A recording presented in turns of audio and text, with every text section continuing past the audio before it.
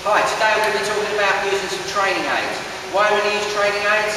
Adds variety, adds fatigue in slightly different ways, changes our stroke. If you add variety, you will improve. You keep training the same old way, you just plateau, you stagnate, and you have a detraining effect.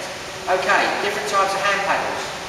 Large, small, use the finger ones, use big ones, use small ones, just vary it. Okay, today, hand paddles. Some hand paddles have 2 straps, that's great. Learn how to catch the water, learn how to pull back, push down by the side of the body. That's a great way of using hand paddles. One way that I also use hand paddles is the finger hand paddles. Just 1 or 2 fingers, like this.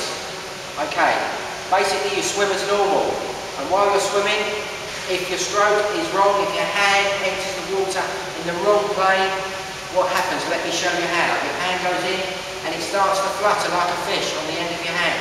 If it flutters, you're not catching the water. This will always happen with these.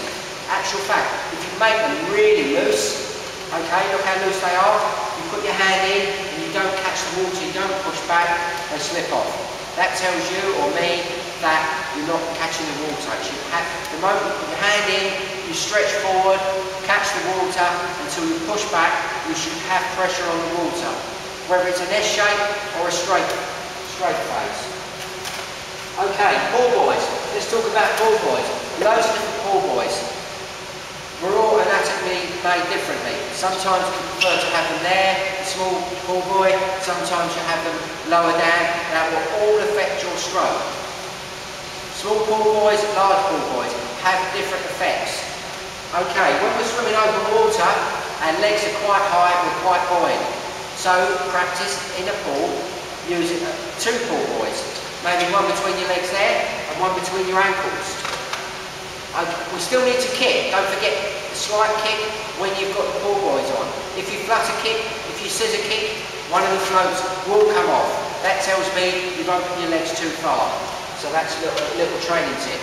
Okay, after, don't forget, during the event, during the training session, don't forget to keep hydrated.